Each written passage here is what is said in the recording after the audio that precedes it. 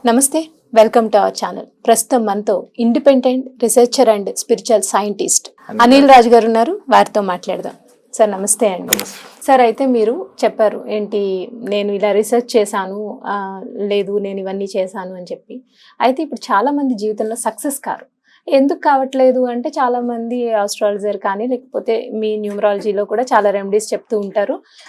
ఏంటంటే గ్రహాల ప్రభావం ఉంది, లేకపోతే ఈ గ్రహం మీకు సరిగ్గా లేదు, ఇలా అందుకని మీరు ఫెయిల్ అవుతున్నారు అని. అంటే మొత్తం మన జీవితం అంతా గ్రహాల మీదే డిపెండ్ అయి ఉంటుందా? మనం సక్సెస్ కావాలన్నా లేకపోతే ఏ పని చేయాలన్నా ఏదైనా గ్రహాల మీదే డిపెండ్ అయి ఉంటుందా? ఒకటి. కొంతమంది ఎంత కష్టపడినా సక్సెస్ కారు, కొంతమంది చాలా అంటే కష్టానికి తగ్గ ఫలితం వాళ్ళకి దొరుకుతుంది. ఇది ఎందుకని? కొంతమంది జీవితంలో ఇలా ఎందుకు ఉంటుంది, కొంతమంది ఎందుకు అంత ఈజీగా సక్సెస్ అవుతారు? ఇప్పుడు కొంతమంది ఈ రిలీజియన్ లేని వాళ్ళు కూడా ఉంటారు, వేరే వేరే రిలీజియన్ ఉంటారు, వాళ్ళు మన దేవుళ్ళని అది నమ్మరు. మరి వాళ్ళకి సక్సెస్ వచ్చే వాళ్ళు ఉంటారు, సక్సెస్ రాని వాళ్ళు ఉంటారు. సో అసలు గ్రహాల ప్రభావం మన జీవితాల మీద ఎంతవరకు ఉంటుంది అంటే మీరు ఏం చెప్తారు? Okay madam, being a numerologist ఈ ఫీల్డ్లో నేను నియర్లీ 18 years ఉన్నా కూడా నేను ఏమంటే ఈ క్వశ్చన్ మీరు ఏదైతే అడిగారో ఈ క్వశ్చన్ చాలా మందికి రేస్ అవుతుంది. అయితే నేను ఈ న్యూమరాలజీలో ఉన్నా కూడా అన్ని న్యూమరాలజీతోనే లైఫ్ చేంజ్ అవుతుందని నేను చెప్పలేను.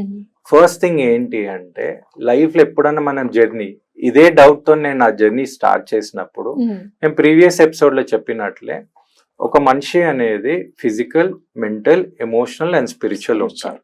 ఓకే, ఈ 4 ఎలిమెంట్స్ లా అంటే 4 parts లా ఏదైతే మనం సో కాల్డ్ ఆస్ట్రాలజీ కానివ్వండి, న్యూమరాలజీ కానివ్వండి, పామిస్ట్రీ, టారో రీడింగ్, వాస్తుకు సంబంధించింది ఇవన్నీ ఆకలెంట్ సైన్స్ కింద వస్తుంది. ఆకలెంట్ సైన్స్ అంటే ఏదైతే మనకు లాజిక్ కాకుండా, అంటే లాజిక్ అంటే దాంట్లో కూడా క్యాల్కులేషన్స్ ఉంటుంది. అయితే మనము అవి ఏంటంటే ఈ గ్రహాలు ఇవన్నీ ఏంటంటే మన మీద తప్పకుండా ఇన్ఫ్లుయెన్స్ అనేది ఉంటుంది. కానీ నేను అనేది ఏంటి అంటే, ఇవన్నిటిని మనం కేటగిరైజ్ చేసినప్పుడు నేను ఒక 5 లిస్ట్ అవుట్ అనేది చేస్తాను. అయితే ఈ 5 లిస్ట్ అవుట్లు ఏంటి అంటే, ఈ గ్రహాలకు సంబంధించింది ఏదైనా కానివ్వండి, దాన్ని మనం ఏమంటాం అంటే గ్రహస్థితి అంటాం. ఓకే, మన లైఫ్ ఏ చేయాలి గ్రహస్థితి అంటాం. అయితే దానికి నేను ప్రయారిటీ ఇచ్చేది ఏంటంటే 5th place ఇస్తాను అనమాట. 5th place మనం ఇవ్వడం జరుగుతుంది. తర్వాత ఏంటి అంటే 4th place లో వచ్చేది ఏంటి అంటే మన ధనస్థితి అన్నమాట. ఫైనాన్షియల్ గా మనం ఎలా ఉన్నాము, ఫైనాన్షియల్ గా మనం ఫైనాన్స్ ని ఎలా యూజ్ చేస్తున్నాము, మనీని మనం యూజ్ చేస్తున్నామా, ఇన్వెస్ట్ చేస్తున్నామా, వేస్ట్ చేస్తున్నామా అనేది కూడా మన లైఫ్ మీద చాలా ఇంపాక్ట్ చూపిస్తుంది. ఎందుకంటే మీరు గమనిస్తే ఇప్పుడు 2 brothers ఉన్నారు. ముఖేష్ అంబానీకి, అనిల్ అంబానీకి ఎప్పుడైతే ఆస్తి పంపకం అయిందో అనిల్ అంబానీకి ఎక్కువ స్కోప్ ఉండే సక్సెస్ కాదని, ఎందుకంటే ఆయనకి ఇచ్చిన సెక్టార్స్. కానీ గమనిస్తే ఈయన సక్సెస్ ఆయన ఫెయిల్, ఎందుకంటే ఆయన మనీని కరెక్ట్ మేనేజ్ చేయలేకపోయాడు. అయితే ఇప్పుడు 4th ప్రయారిటీ నేను ఇచ్చేది ఏంటంటే ధనస్థితికి. ఆ ధనస్థితి కంటే 3వ ప్రయారిటీ ఏంటంటే శరీర స్థితి. శరీర స్థితి అంటే మన బాడీ అన్నమాట. మీ బాడీని మీరు కరెక్ట్ ఎలా హెల్త్ గా చూసుకుంటున్నారు, మీరు దానికి కరెక్ట్ యూటిలైజ్ చేస్తున్నారా, లేకపోతే మీరు కరెక్ట్ దారిలో వెళ్తున్నారా? ఇప్పుడు చాలా మంది నా దగ్గరకు వస్తారు, సార్ కొంతమంది న్యూమరాలజిస్ట్లే కానీ ఆస్ట్రాలజర్స్ కూడా ఇట్లా చెప్పినారని అంటారు. అంటే మీకు క్యాన్సర్ వచ్చింది, అయితే మీ పలానా రాశిలా నక్షత్రంలా మీకు ఇలా ఇప్పుడు వీళ్ళిద్దరు గ్రహాలు ఉన్నారు, అందుకే మీకు క్యాన్సర్ వచ్చిందని చెప్పేటోళ్ళు ఉన్నారు. అయితే నేనేమంటున్నా అంటే, ఇప్పుడు ఆ పర్టికులర్ పర్సన్ ఎగ్జాంపుల్ ఆయన ఆల్కహాలిక్ బానిస ఉన్నాడు, లేదా గుట్కా వేసుకుంటాడు. ఇప్పుడు గుట్కా వేసుకొని క్యాన్సర్ వచ్చింది అనుకోండి, ఈ అలవాటు వల్ల గ్రహాలకు ఏం సంబంధం? మరి ఏమీ లేని వాళ్ళకి వస్తే అదే నేను చెప్తాను, అది కూడా టాపిక్ చెప్తాను. ఇప్పుడు డిజీజ్ అంటే మీరు అడిగారు కాబట్టి ఇంట్రడ్యూస్ ఇప్పుడు చేయాలి. డిజీజ్ అంటే ఏంటి? డిజీజ్ ఫుల్ ఫామ్ ఏంటంటే disturbance in easy flow of energy. ఓకేనా? ఇది ఇంకోటి, ఇప్పుడు సైన్స్ ఏదైతే ప్రూవ్ చేసిందో each and every disease is psychosomatic disease. మన మనసుతోనే మనకు రోగాలు వస్తుందని ఇప్పుడు సైన్స్ అనేది ప్రూవ్ చేసింది. మనం ఫ్యూచర్ ఎపిసోడ్స్ లో నేను ఇన్ డీటెయిల్ గా అన్ని చెప్తాను. అయితే ఇప్పుడు 3rd కేటగిరీకి ఏదైతే వస్తుందో మనది శరీర స్థితి. అయితే ఏ గ్రహమే కానివ్వండి, ఏది కూడా వచ్చి మీరు గుట్కా తినండి, లేకపోతే మీరు పోయి బార్ లో కూర్చోండి అనేది చెప్పలేదు. అక్కడ మన మినిమం కామన్ సెన్స్ అనేది ఉండాలి. మీరు కరెక్ట్ హార్డ్ వర్క్ చేస్తలేరు, ఇప్పుడు మనం డైలీ మంచి ఎక్సర్సైజ్ చేస్తలేము, బాడీని కరెక్ట్ మెయింటైన్ చేస్తలేము అంటే మనకు డయాబెటిక్ రావచ్చు, ఒబేసిటీ రావచ్చు. Yeah. అట్లా అని మనం దాన్ని తీసుకొచ్చి గ్రహాలకు కనిపెట్టలేదు కదా. ఇప్పుడు అర్థమైంది కదా. అర్థమైందండి. ఇక్కడ థర్డ్ ప్లేస్ లో మనము శరీర స్థితికి శరీర ఇస్తే స్థితి. దానికంటే వెరీ ఇంపార్టెంట్ ఏంటంటే పరిస్థితి. చుట్టూ ఉన్న పరిస్థితి అంటే ఏంటి అంటే ఇప్పుడు వచ్చే ప్రతి ఒక్క సిచ్యువేషన్ గానీ, మీకు ఇప్పుడు వచ్చే ఒడిదుడుకలే కానివ్వండి, దాన్ని మీరు ఛాలెంజ్ లాగా తీసుకుంటున్నారా, ప్రాబ్లం లాగా చూస్తున్నారా? ఇప్పుడు ఒకే ఒక సిచ్యువేషన్ ఒక మనిషికి ఆపర్చునిటీ లాగా అయి ముందుకు పోవచ్చు. ఒకే సిచ్యువేషన్ ఒక మనిషి దీని వల్లనే నేను అయిపోయాను. ప్రాబ్లం అనుకోవచ్చు. ఇప్పుడు ఒక చిన్న ఎగ్జాంపుల్ దీనికి నేను క్లారిటీ. ఇప్పుడు ఒక పర్టికులర్ ఒక పర్సన్ హెవీ డ్రింకర్ ఉండి ఆయనకి అన్ని అలవాట్లు ఉండి దొంగతనమే పోలీస్ కేసులు అయినా ఉన్నాడు.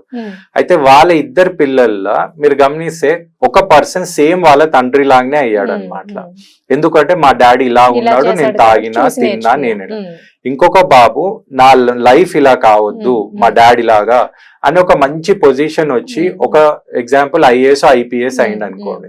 ఇప్పుడు ఇక్కడ ఎవరు ఎలా తీసుకున్నారు అనేది అలా పరిస్థితి బట్టి, పరిస్థితిని మనం ఎలా తీసుకుంటున్నాం వచ్చే సిచ్యుయేషన్స్ ని.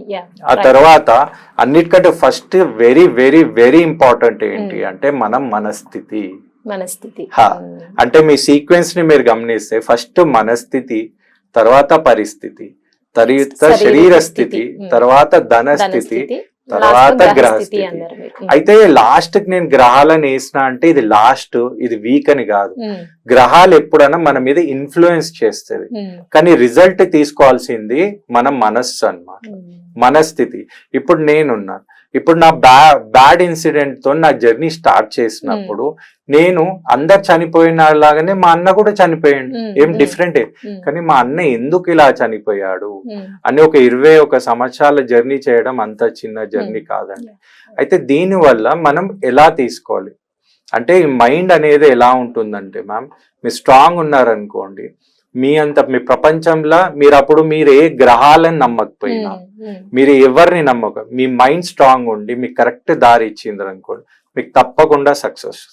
అందుకే ఒక సామెత అనేది ఉంది, మీకు గురి ఉన్నప్పుడు గురువు అవసరం లేదు, ఓకేనా? మీకు ఉపాయం ఉన్నప్పుడు గురువు అవసరం లేదు, రైట్? గురి ఉన్నప్పుడు గురువు అవసరం లేదు, మీ దగ్గర ఉపాయం ఉన్నప్పుడు ఉపదేశాలు అవసరం లేదు. ఇప్పుడు మీరు కరెక్ట్ మనస్థితితో స్ట్రాంగ్ గా మీరు ఫోకస్ చేస్తే తప్పకుండా మీరు సక్సెస్ అయ్యే ఛాన్సెస్ ఎక్కువ ఉంటుంది. ఎందుకంటే మన సంకల్పం మీద ఏదైనా సాధించవచ్చు. అందుకే మన ఋషులు ఎవరైతే గ్రహాలు కూడా ఇంపార్టెంట్ అన్నారో వాళ్ళు మనకి ఇంకొకటి కూడా చెప్పారు.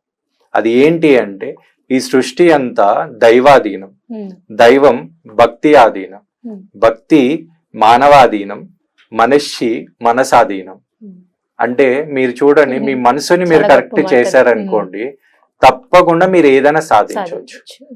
ఇప్పుడు రీసెంట్లీ మీరు చూస్తే మహబూబ్ నగర్ లో మనకి ఒక చిన్న అంటే ఆమె చదువుకుంటుంది.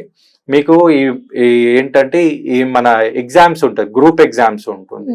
ఆ గ్రూప్ ఎగ్జామ్స్ లా మనం పాస్ కావాలంటే మనం ఎంతో కష్టపడి ఎన్నో కోచింగ్స్ పోయి ఎన్నో అటెంప్ట్లు వేస్తే మనం పాస్ కాలేము. అంటే అంత కష్టమైన దాన్ని ఆ పాప ఇంట్లోనే కూర్చొని ఇంట్లో కేటాయించుకొని ఏ ట్యూషన్ లేకుండా మంచి ప్రణాళికతో చేసి మన ఇది రాష్ట్రానికి, అంటే ఇప్పుడు ఏపీయో తెలంగాణ నాకు ఐడియా లేదు, 3వ ప్లేస్ ఆల్ ఓవర్ ఇండియా మొత్తంలో 3rd ప్లేస్ వచ్చింది.